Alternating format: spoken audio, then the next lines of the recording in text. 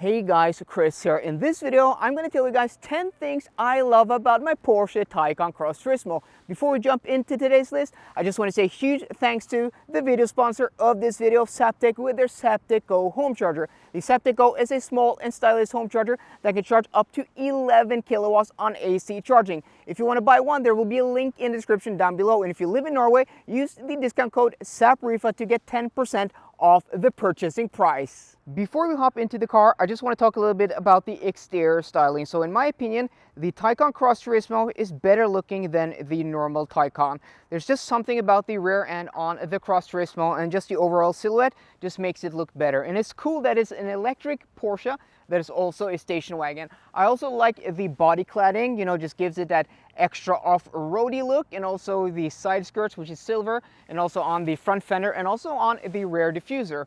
I just like the look of it overall, and also it having, that raised ride height just makes it look a little bit more rugged. This car in particular, my white spec, which is all my cars lately, with the black optics, black roof rails. You have the panoramic sunroof, which, blacks out the roof. You have the darkened out windows. Yeah, it just looks really, really nice. It's not as beautiful as the e-tron GT, in my opinion. I still think that car is the best looking electric car out there, maybe one of the best looking cars, period. But this car is still very, very good looking. It's really nice actually. The Taycan Cross Turismo is rated at 480 kilometers of WLTP rated range, but unlike most EVs, you can actually expect to exceed that number in normal driving on country and B roads in the summertime. That is quite impressive. And even on the motorway in the summertime, going at a steady 110, 120 kilometers an hour, you can expect to get close to 400 kilometers of range with the Taycan Cross Turismo. And that is very impressive and much more range than you will get in most EVs, even in today in 2022.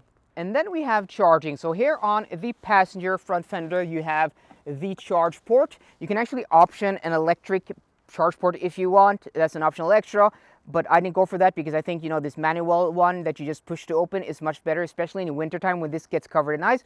Those automatic ports tend to just freeze shut, not very reliable. So here you have your CCS port or your DC fast charging. This car can take up to 270 kilowatts of charge speed. That's one of the fastest charging EVs in the business, and 10 to 80% can be done in as little as 18 minutes. And this car can actually preheat the battery as long as you navigate to a charger that is faster than 175 kilowatts through the navigation system. This actually has a battery temperature gauge in the cluster that I'm going to show you in a minute. But charging in this thing is super impressive. The driver display measures almost 17 inches across, and it curves around like this. Look at this, guys. This is super cool. Not only are the graphics and the resolution, the black levels and colors and just contrast amazing, but it is so cool. It's fully customizable. So now we have on the right side, as you can see here, we have our battery percentage, we actually have battery temperature, and then we have voltage from our 12-volt battery. That is really cool.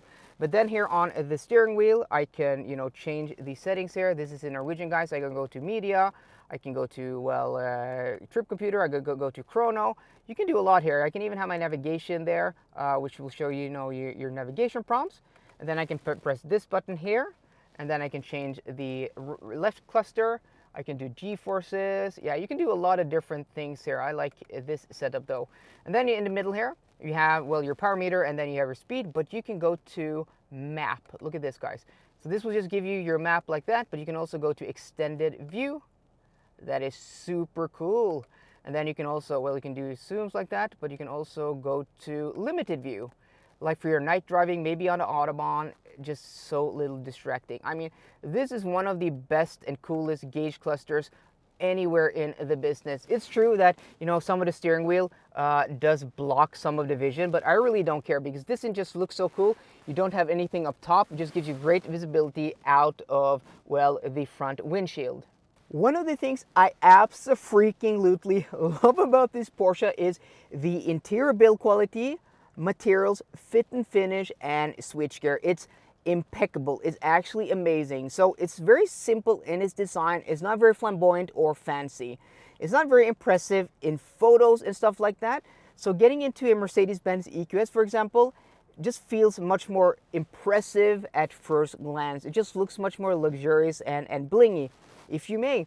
But once you spend some time in these cabins, this just feels a class above when it comes to precision, when it comes to materials and quality. This just almost feels like a Bentley in that sense. It's super impressive. These materials are so nice to the touch, and this does have the upgraded leather interior, yes. So you do have leather on the top of the doors, on the middle of the doors. You have it on top of the dashboard, on the lower part of the dashboard, on the steering wheel airbag cover. So this is just decked out, but you can get even more leather if you option it out. You can get on the lower cabin, you can get Alcantara roof liner, you can get leather on the sun visors. I mean, if you spend enough money, you can make this interior even nicer. But as it is here, like this mid-tier interior, it's so nice. And the buttons have just this sound and sense of solidity and quality to them, and this like precision engineering that I have not experienced in any other car. I think the Porsche switchgear is just the best in the business of any car I've driven. Maybe not as nice as Bentleys and Rolls Royces, but this is not expensive as those cars. It is so nice, and just everything just feels so solid put together. The stalks, the switchgear, the buttons, everything just has this quality sound and quality feel to them. Even the release door handle is just so tastefully done. You just have one section of glossy black plastic there on the dashboard, but everything else just nice materials. This is one of the things that surprised me most about this car, because in photos it doesn't look impressive, but sit in this car, guys. It's on another level to most luxury cars. That sense of solidity and quality from the interior really extends to the driving experience. This thing just feels like a quality product. It just feels so solid when you take it out on the road. It feels like nothing else. It feels like it's built to last a million years. And remember, guys, I had an Audi e-tron GT, and the Audi e-tron GT did not feel as solid as this. That feels like a quality product, a quality Audi, felt very nice and premium, but this just takes it to the next level.